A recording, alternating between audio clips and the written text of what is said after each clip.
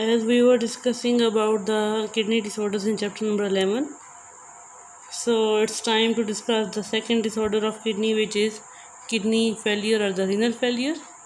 Kidney failure means a complete or partial failure of kidney to function. Kidney failure का मतलब है कि जिसमें किडनी प्रॉपर तौर पर कम्प्लीटली या फिर पार्शियली काम करना छोड़ दे। यानी इसका काम क्या है? यूरिन फॉर्मेशन करना है, फिल्ट्रेशन करना है ब्लड की। तो जब ये ब्लड को फिल्टर नहीं कर पाएगी, यूरिन की फॉर्मेशन नहीं कर पाएगी, दैट्स मीन के किडनी फेलियर जो है वो हो जाएगा। कॉजेज़ क्या हैं किडनी फेलियर की? Diabetes mellitus and hypertension are the leading causes of kidney failure. Diabetes mellitus mean की शुगर जो है और उसके साथ हाइपरटेंशन, ज़्यादा स्ट्रेस लेने से किडनी फेलियर होता है। In certain cases sudden interruption in the blood supply to the kidney and drug overdoses में result in the kidney failure. कुछ केसेस में क्या ऐसा भी होता है कि ब्लड सप्लाई यानी कि रीनल आर्टरी जो किडनी को ब्लड प्रोवाइड कर रही है, उस आर्टरी के अंदर ब्लॉकेज आ जाए या और किसी वजह से डिस्टर्बेंस क्रिएट हो जाए तो उससे भी किडनी फेलियर होने के चांसेस ज़्यादा होते हैं। इसके अलावा ओवरडोजेज, ड्रग की ओवरडोज लेने से, ड्रग ज़्यादा लेने से भी किडनी फेलियर के चांसेस ज़्यादा होते हैं। आगे सिम्टम ऑफ किडनी फेलियर देखिए। The main symptoms of kidney failure is the high level of urea and other waste in the blood.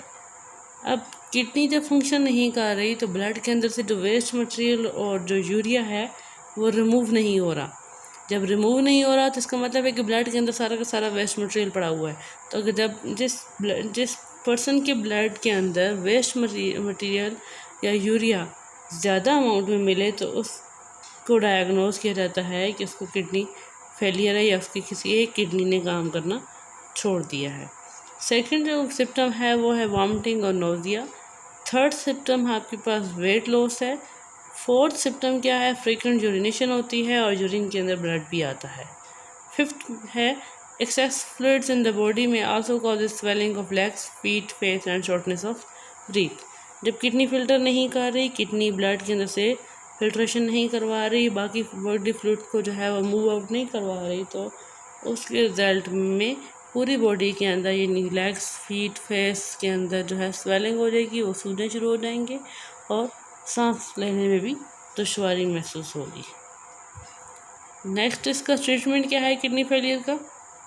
दो मेथड हैं, एक डायलिसिस है और एक किडनी ट्रांसप्लांट है। थोड़ी सी यहाँ मिस्टेक है नंबर 2 में, यहाँ किडनी स्टोन किप्ड है। किडनी ट्रांसप्लांट दूसरा मेथड है किडनी फेलियर को ट्रीट करने का। तो डायलिसिस की तरफ आते हैं। डायलिसिस क्या है? Dialysis means the cleaning of blood by artificial waste. Dialysis का मतलब है कि आर्टिफिशियल वेस्ट से ब्लड को साफ़ करना।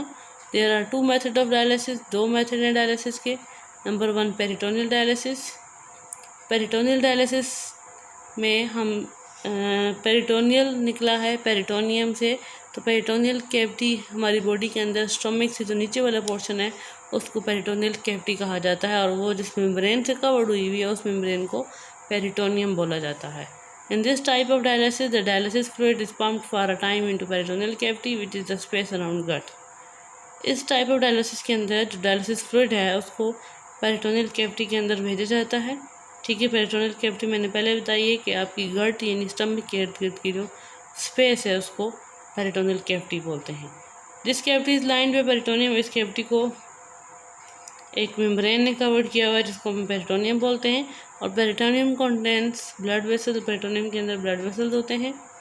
When we place dialysis fluid into the peritoneal cavity, जब हम डायलिसिस फ्लूइड को पेरिटोनियल कैविटी के अंदर फोर्स आउट करते हैं तो जो वेस्ट मटेरियल है पेरिटोनियल ब्लड वेसल्स के अंदर वो डिफ्यूज़ होता है डायलिसिस फ्लूइड के अंदर।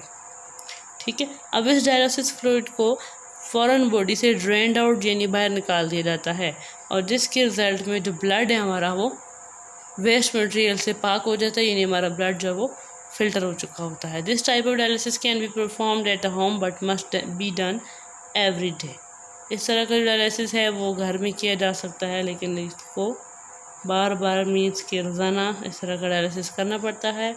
रोज़ाना जो है वेस्ट मटेरियल को ब्लड के अंदर से डायलिसिस फ्लूइड के अंदर डिफ्यूज़ करवाया जाता है और फिर बॉडी से ड्रेन्ड आउट करवा लिया जाता है। फिगर से आप लोगों को अंदाज़ा होगा कि डायलाइज़र 1 है। डायलाइज़र बॉक्स के अंदर से जो डायलिसिस फ्लूइड है वो बॉडी के अंदर मूव कर रहा है। पेरिटोनियल स्पेस के अंदर। पेरिटोनियल स्पेस से जो जितना भी वेस्ट मटेरियल है जो इस डायलिसिस फ्लूइड के अंदर डिफ्यूज़ हो चुका हुआ है, वो ड्रेनेज बैग के अंदर जो है वो फोर्स आउट किया जा रहा है। इस तरीके से रोज़ाना जो है फिल्ट्रेशन ब्लड की करवाई जाती है पेरिटोनियल डायलिसिस के ज़रिए। जो सेकंड मेथड है डायलिसिस का वो है हीमोडायलिसिस। हीमोडायलिसिस में क्या होता है, patients blood is pump through an apparatus का डायलाइजर। पेशेंट का जो ब्लड है वो डायलाइजर के ज़रिए पम्प किया जाता है। The dialyser contains long tubes the walls of which act as a semi permeable membrane. अब ये जो डायलाइजर है ये लंबी ट्यूब्स पर कंसिस्ट करता है और डायलाइजर की जो मेम्ब्रेन है वो सेमी परमेबल मेम्ब्रेन का काम करती है। Blood flows through the tube while the dialysis fluid flows around the tube. अब जो ब्लड जा रहा है वो डायलाइजर की ट्यूब के अंदर से जाएगा, जबकि जो जितना भी डायलिसिस फ्लूइड है वो डायलाइजर की ट्यूब के बाहर जो है वो मूव कर रहा है। Extra water and waste move from the blood into the dialysis fluid. जितना भी एक्स्ट्रा वाटर या वेस्ट जो कि ब्लड के अंदर प्रेजेंट था वो बाहर मूव करने वाले डायलिसिस फ्लूइड के अंदर डिफ्यूज हो चुका होगा। The cleansed blood is then return back to the body. अब जितना भी साफ खून है वो सारा दोबारा लॉन्ग ट्यूब के ज़रिए बॉडी के अंदर डाल दिया जाएगा। And the haemodialysis treatment are typically given in dialysis centre 3 times per week. और जो हेमोडायलिसिस ट्रीटमेंट है वो डायलिसिस सेंटर के अंदर दिया जाता है और ये वीक में 3 दफ़ा जो है वो पेशेंट को ये ट्रीटमेंट करवाया जाता है। फिगर आप लोग देखें, line from the apparatus to vein, यहाँ से ब्लड जो है वो निकाल के लेके जाया जा रहा है। Line artery to vein pump, ठीक है। उसके बाद tubing made of selectively permeable membrane, जिसकी मेम्ब्रेन है वो सेलेक्टिवली परमेबल मेम्ब्रेन है। डायलाइजिंग सोल्यूशन यहाँ पे दी गई है।